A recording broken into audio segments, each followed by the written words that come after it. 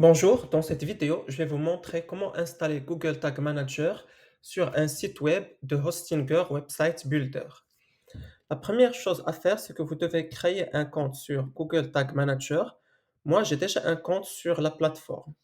Et pour info, sur un seul Google Tag Manager, vous pouvez avoir plusieurs sites web. Pour ajouter un nouveau site web, on doit cliquer sur Create Account.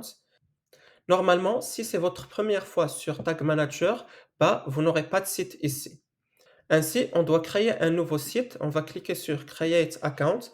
Je vais mettre le nom du site ici. Moi, je vais mettre Video Test.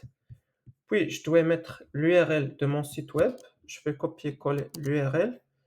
Pour info, il faut enlever le HTTPS au début de l'URL. De préférence, enlever le slash à la fin. On va sélectionner Web. Puis, on va cliquer sur Create. On va accepter les conditions d'utilisation de Tag Manager et on va cliquer sur Yes. Et juste pour info, moi ce que je vous conseille de faire, c'est que si vous voulez faire de la publicité sur Google Ads, je vous conseille d'utiliser pour Tag Manager le même compte Google que le compte que vous utilisez sur votre compte Ads.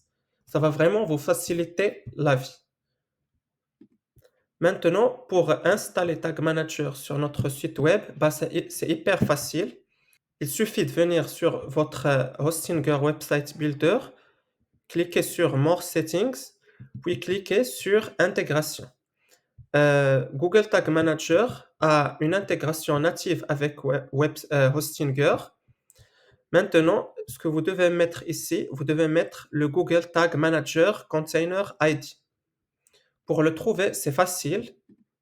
Le Container ID, c'est juste ici. Copiez le Container ID et mettez-le ici. Puis cliquez sur Save et cliquez sur Update Website. View Sites.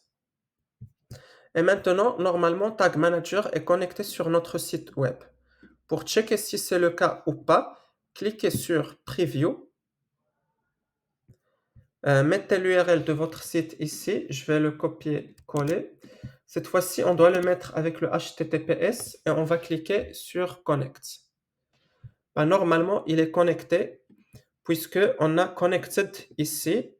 Donc, ça fonctionne bien. Il y a juste une remarque très importante à ajouter. C'est que le problème avec Hostinger Website Builder, il faut activer la bannière de cookie pour que Tag Manager fonctionne correctement.